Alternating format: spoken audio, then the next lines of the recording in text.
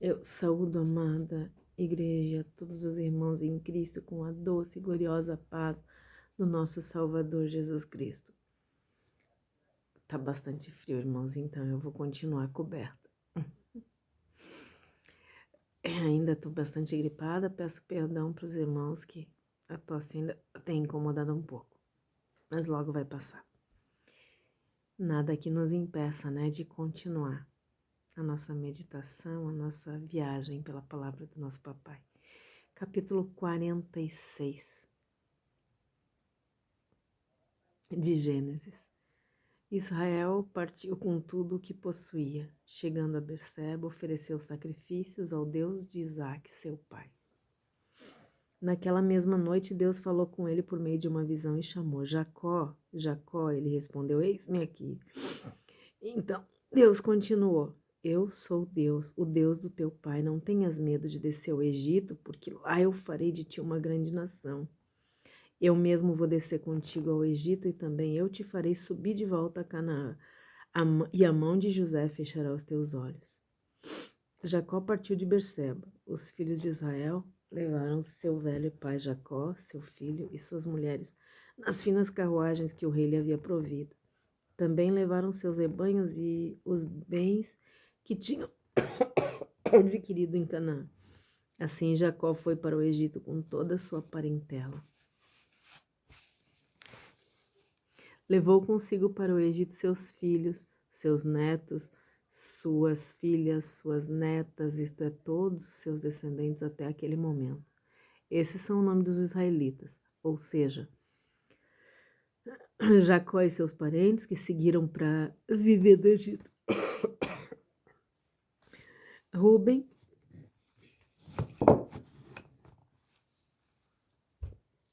o filho primogênito de Jacó, e esses foram os filhos de Ruben: Enoque, Palus, Esrom e Carmi.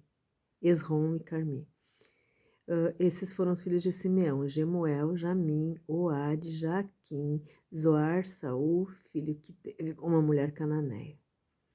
E esses foram os filhos de Levi: Gerson, Coate e Merari. Esses foram os filhos de Judá: Onã, Selá, Pérez e Zerá.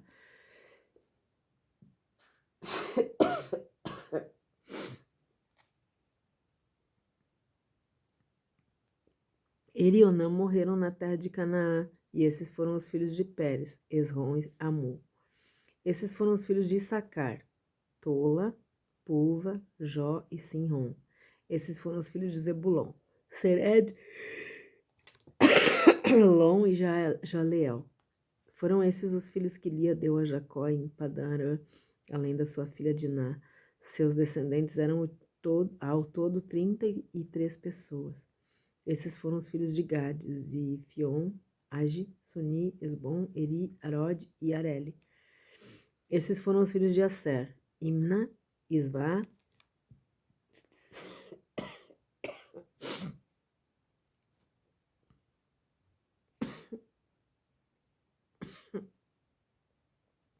e Berias e a irmã dele, Sera.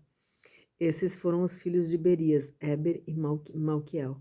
Essas 16 pessoas foram os descendentes de Jacó e Zilpa, a escrava que Labão deu à sua filha Lia. Raquel, esposa de Jacó, deu à luz a 2 filhos, José e Benjamim. A Zenate, filha de Potífera, sacerdote de On, deu 2 filhos a José do Egito, Manassés e Efraim.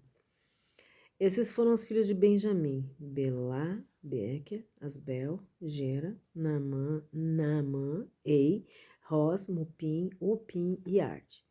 Portanto, foram esses 14 descendentes que Raquel deu a Jacó. O filho de Dan foi Uzim. Esses foram os filhos de Naphtali: Jaziel, Guni, Jézer e Silém. Foram esses os 7 descendentes que Bila, escrava que Labão ofertou a sua filha Raquel, deu a Jacó.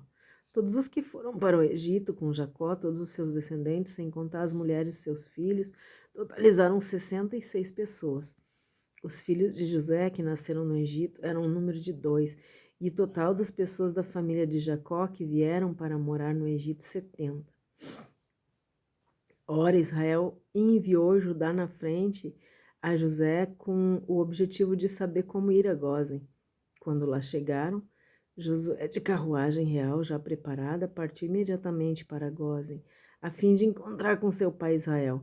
Assim que viu, correu para abraçá-lo e, abraçando-o, com grande emoção, chorou longamente. Então Israel declarou a José: Agora, pois, já posso morrer em paz, porquanto vi teu rosto e sei que estás vivo. Em seguida, José informou a seus irmãos, a família de seu pai: Vou subir para comunicar ao faraó e lhe dizer: Eis que meus irmãos, minha família do meu pai, que já estavam na terra de Canaã, acabam de chegar para se estabelecer junto comigo. Esses homens são pastores, portanto, dedicam-se ao cuidado de rebanhos e trouxeram consigo suas ovelhas, seu gado e tudo quanto lhe pertence. Quando o faraó mandar vos chamar e vos indagar qual é o vosso trabalho, vocês vão dizer: Teus servos se ocupam da criação, pastoreio de rebanho desde criança, assim como fizeram nossos antepassados. Desse modo, lhes será oferecida plena liberdade para habitar e trabalhar na região de Gósen, pois os egípcios renegavam o trabalho do pastoreio às castas inferiores de sua sociedade.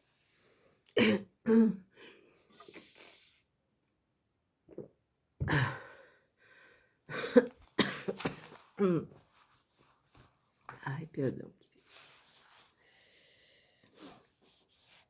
Ah, queridos, que graça maravilhosa foi derramada sobre a família de Jacó nesse capítulo.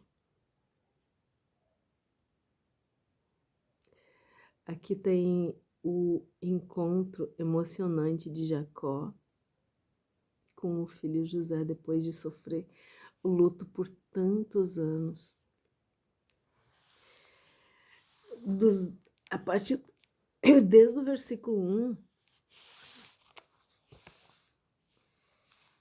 até o versículo 27 vai falar da viagem de Jacó, né, com toda a família. Ele deixa Canaã, vai para o Egito. Daí a partir do 28 até o final dele, até o 34, tá o emocionante reencontro de Jacó com José, depois de mais de 20 anos. Que presente para um pai, né? Nossa, nós já estamos chegando nos últimos capítulos de Gênesis e precisamos prestar muita atenção para entender a mensagem de Deus para o seu povo. Deus mandou Moisés escrever a Gênesis com o objetivo muito claro. Ele mandou escrever a Gênesis com o objetivo de fazer a nação de Israel compreender a sua existência antes ainda de entrar na terra de Canaã. Moisés tinha uma tarefa muito difícil e, se não fosse inspirado por Deus, com certeza a tarefa seria impossível. Queridos, nós como cristãos temos uma tarefa muito difícil de fazer com que Deus seja conhecido através de nós, de pregar essa palavra, de viver essa palavra. Se não for com o próprio Espírito de Deus habitando em nós, essa tarefa é impossível. Bom, o livro tinha que deixar muito claro que o povo de Deus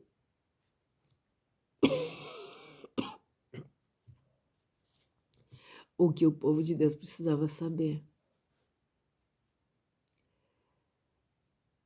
Moisés tinha que dizer para eles como e por que Deus tinha trazido à existência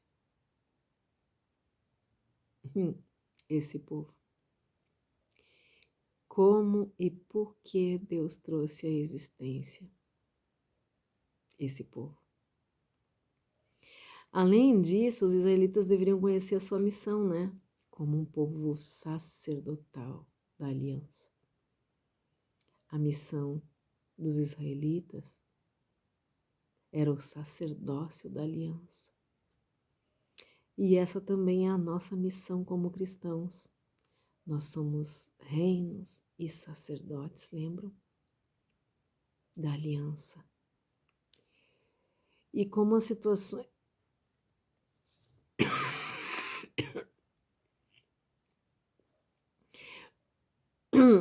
conforme a situação ia se desenvolvendo, Moisés tinha a missão de mostrar isso para o povo e de dizer para eles como aquela situação atual cumpriria as promessas antigas. Lembram que Deus já havia falado para Abraão que ele ia ser pai de uma grande nação. Ele falou que o povo dele, a descendência dele iria para o Egito, seria escravo durante 400 anos e blá blá blá, lembram? Pois é. Gênesis deveria explicar as coisas de Deus, alcançando os escravos israelitas e fazendo com que eles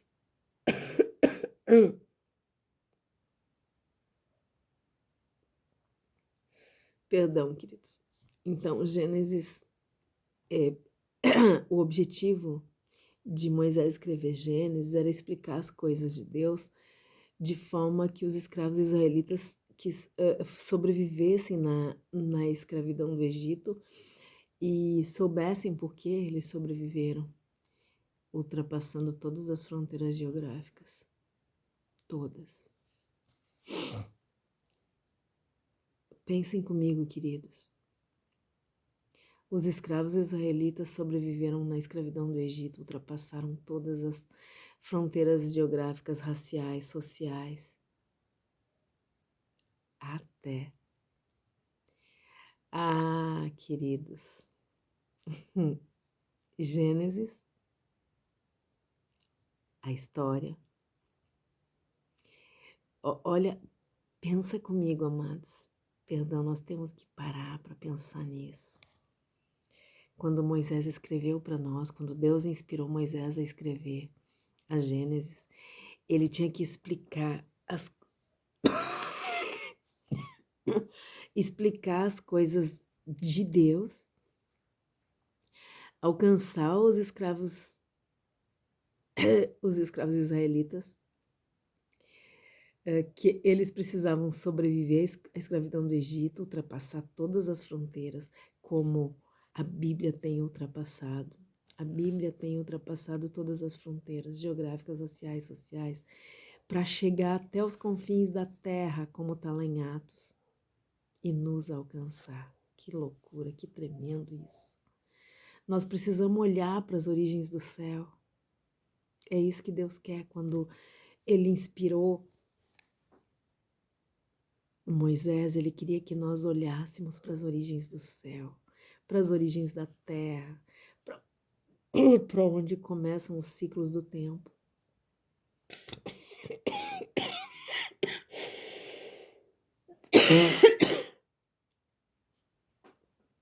Para a origem da família, para a origem do casamento, para a origem da fé.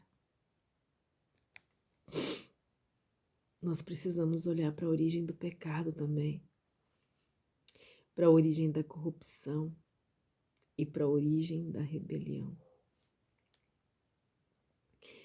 E é só quando a gente olha para tudo isso com muita atenção que nós somos capazes de compreender a redenção. A redenção, o plano maravilhoso de Deus, todo o planejamento minucioso de Deus, desse Deus criador. Todo esse plano, todo esse projeto, todo esse planejamento tão delicado, tão minucioso de um Deus criador para resgatar o homem e trazer ele de volta para casa.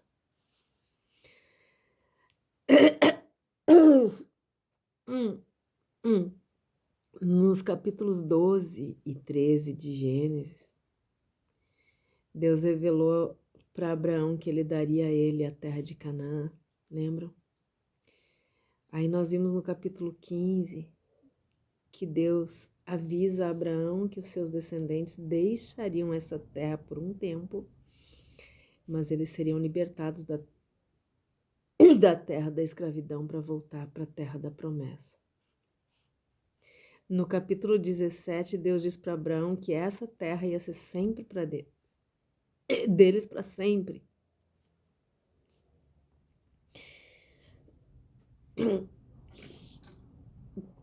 No capítulo 27, Deus diz que quando eles estivessem lá,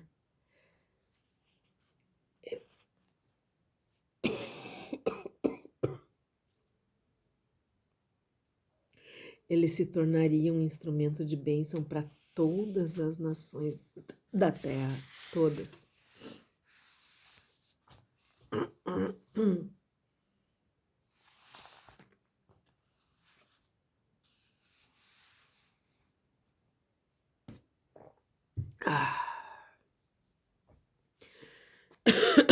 Deus estava preservando seu povo. No capítulo 50, nós vamos ver José entendendo que Deus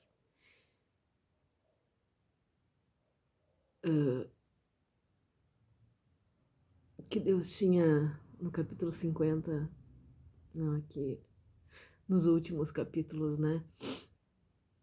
Até o capítulo 50, sim, mas nós vamos ver José entendendo que Deus tinha enviado ele para o Egito para salvá-los, para nos salvar da extinção física e espiritual. Porque aquela família estava toda corrompida e Deus precisava salvá-los. Ele sabia que chegaria o tempo em que Deus se lembraria da sua promessa feita para Abraão, para Isaac, para Jacó, e faria, sem dúvida, voltar a Canaã. Queridos, prestem atenção nisso. Gênesis é uma visão panorâmica da história humana. E nos últimos capítulos lá de Apocalipse, o Deus Criador vai levar aqueles que aceitaram e que se renderam aos seus propósitos para desfrutar do novo céu e da nova terra. Gênesis tinha o objetivo de produzir nos israelitas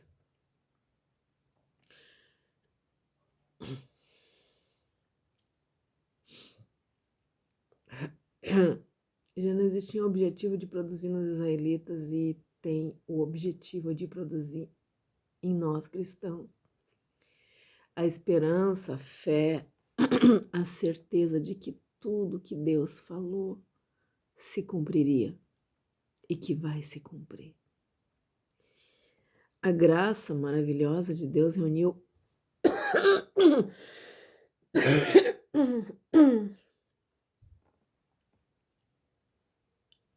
A graça maravilhosa de Deus reuniu e restaurou toda a família de José. Mas e se José, no lugar de continuar sendo fiel aos princípios de Deus, tivesse se vingado de Potifar, de sua esposa, quando ele se tornou governador? Se ele tivesse usado o poder que entregaram nas mãos dele para se vingar de tudo o que tinham feito ele sofrer? E se ele resolvesse se vingar dos seus irmãos? E se ele tivesse quebrado os princípios bíblicos em algum desses momentos? Se ele tivesse agido como um ser humano normal, sem Deus, ele teria estragado tudo. E foi por esquecer os princípios de Deus que Jacó despertou ciúme, inveja, ódio nos irmãos de José.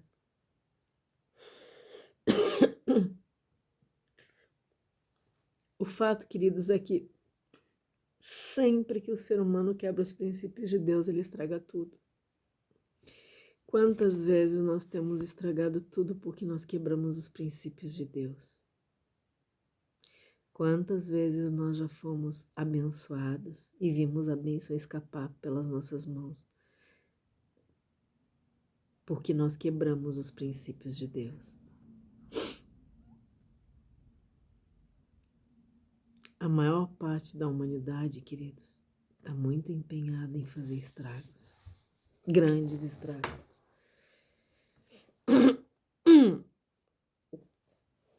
Mas quando um membro da família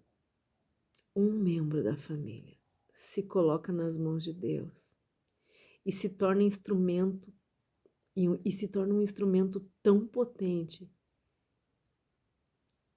a ponto de poder restaurar tudo que estava destruído, tudo que foi devastado nessa família.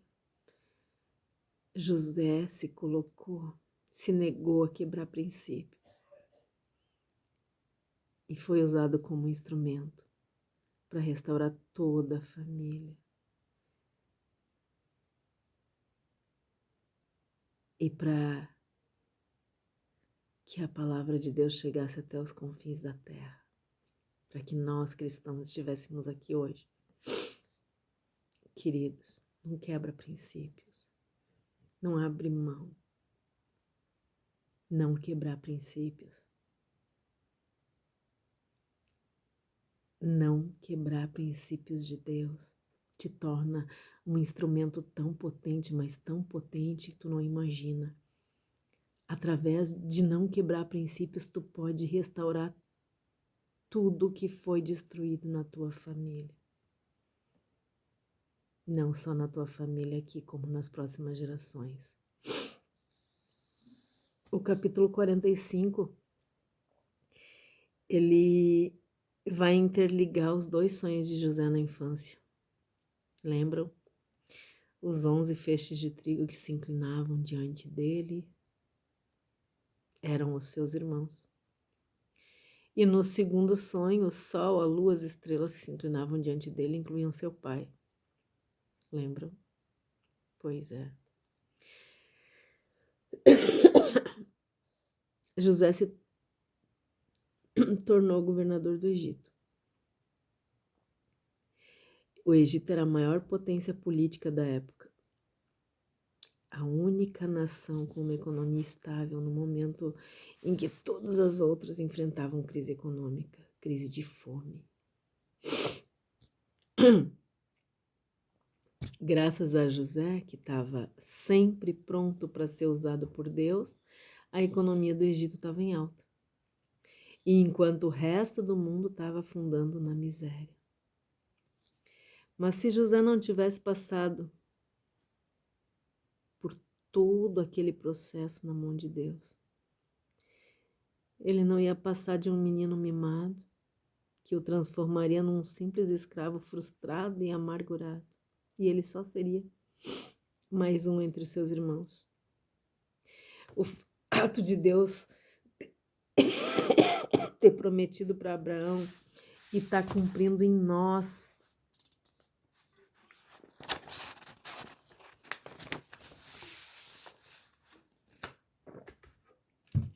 tem que acrescentar nossa fé em Cristo. Não é possível que tudo isso que nós lemos até agora não acrescente a tua fé e a minha.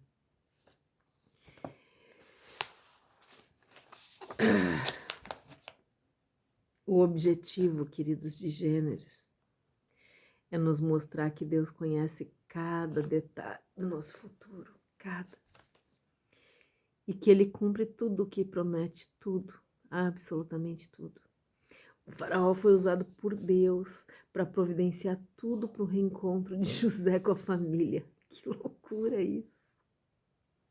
E ainda foi usado para que a família de José ficasse num lugar seguro. E se nós formos fiéis aos princípios de Deus, Ele mesmo vai providenciar todos os meios, tudo o que precisa para restaurar a nossa família, para nos colocar no lugar mais seguro que o Egito, para que nós possamos adentrar pelos portões celestiais, sentar à mesa com a família de José, com todos os irmãos que depois de restaurados permaneceram fiéis aos princípios do Cristo. Ah, queridos, imaginem essa cena. Se nós permanecemos fiéis aos princípios de Jesus, Ele mesmo vai providenciar tudinho. Vai restaurar nossa família. Por mais difícil que pareça, por mais que muitos pareçam estar impossível aos nossos olhos, mas Ele vai restaurar nossa família. Se nós nos mantermos fiéis aos princípios de Deus, Ele vai restaurar nossa família, vai nos colocar num lugar seguro.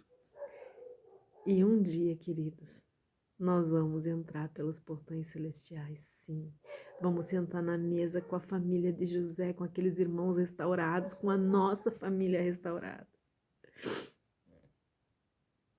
E com todos os irmãos em Cristo, aqueles que permaneceram fiéis aos princípios do nosso Mestre. Ah, querido, se prepara para esse grande dia. Não abre mão. Não abre mão. Não abre mão. Perdoa. Obedece. Anda com Cristo. Vale a pena. Que o Senhor nos abençoe, nos guarde, que Ele tenha misericórdia de todos nós, que Ele perdoe os nossos pecados e que Ele faça resplandecer o seu rosto sobre todos nós. Amém. Até o próximo capítulo, queridos.